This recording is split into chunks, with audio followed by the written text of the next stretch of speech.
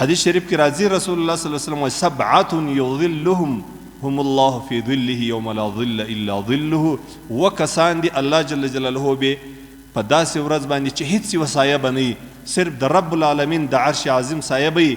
الله جل جلاله به وکسان قسمه انسانان به الله در دې لاندې کښېنوي. اول کم انسان دی؟ امام عادل. اول ور هغه امیر المؤمنین باچا عادل باچا خلیفه چې پر خپل رعیت باندې عدل او د انصاف فیصله کړي. یعنی ګوري چې سړی ته قدرت په لاس باندې ورسي، موږ او تاسې وینو دا زموږ او ستاسې د ملک ده. د علي قدر زرداري صاحب د اسانو دپاره د فرانس څخه خوراک راځي. له کومه ځایه؟ د فرانس څخه. د اسانو دپاره خوراک له فرانس راځي.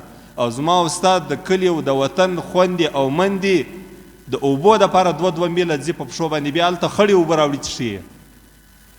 نو دغو ظالمانو خدای پوښتنه نه کوي. دا خو ټول پاخه جهنمیان دي، په دې کې هېڅ شک ولا کس نواز شریف او له زرداري و دا خو پاخه جهنمیان دي. ځکه دې عدل نه دی کړی دې خلکو. دا شی واک په لاس باندې ورغلی دی، نور ظلمونه وحشتونه یې کړي دي او نور یې د خپل ملت د کفر په غیږ کې ور اچولی دی او د کفر پښو ته یې پرې ایستلی. الله جل جلاله د الله رسول وایي امام عادل به په دې ورځ باندې د عرش در سایه لاندې راسي. کم عادل؟ هغه سړی چې د پردي زوی او د خپل زوی فرق یې نه یې کړی. هغه باچا چې د خپلې لور او د پردۍ لور یې فرق نه یې کړی.